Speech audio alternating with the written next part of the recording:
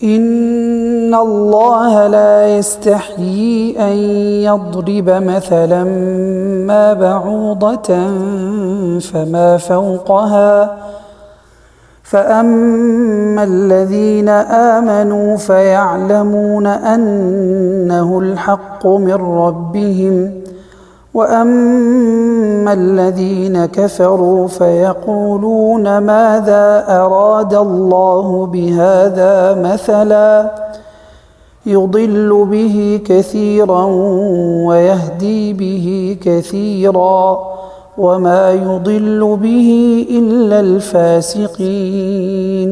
یقیناً اللہ تعالی اس بات سے نہیں شرماتا کہ کوئی مثال بیان کرے مچھر کی یا اس سے بھی اوپر کی۔ سو جو لوگ ایمان لا چکے وہ تو جانتے ہیں کہ وہ مثال یقیناً حق ہے ان کے رب کی طرف سے۔ رہے وہ لوگ جنہوں نے کفر کیا، وہ یہ کہتے ہیں کہ اس مثال سے اللہ کی کیا غرض تھی۔ اللہ تعالی بہت سو کو اس سے گمراہ کرتے ہیں اور بہت سو کو اس سے ہدایت دیتے ہیں، اور وہ اس سے گمراہ نہیں کرتے مگر حکم عدولی کرنے والوں کو۔ الذين ينقضون عهد الله من بعد ميثاقه ويقطعون ما أمر الله به أن يوصل ويفسدون في الأرض أولئك هم الخاسرون۔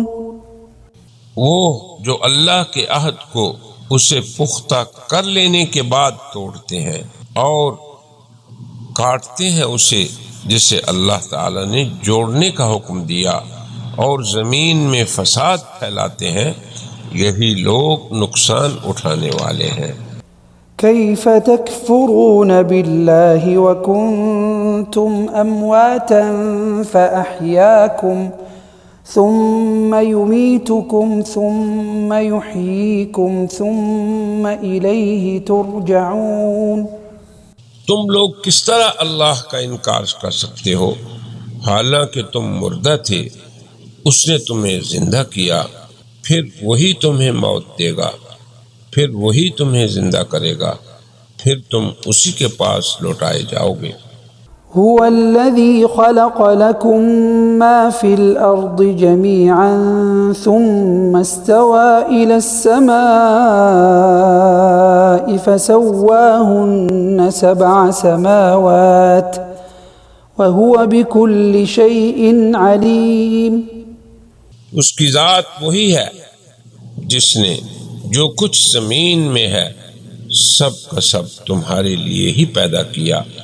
اس نے پھر آسمان کی طرف توجہ کی تو انہیں درست کر کے 7 آسمان بنا دیا، اور وہ ہر چیز کا علم رکھنے والا ہے۔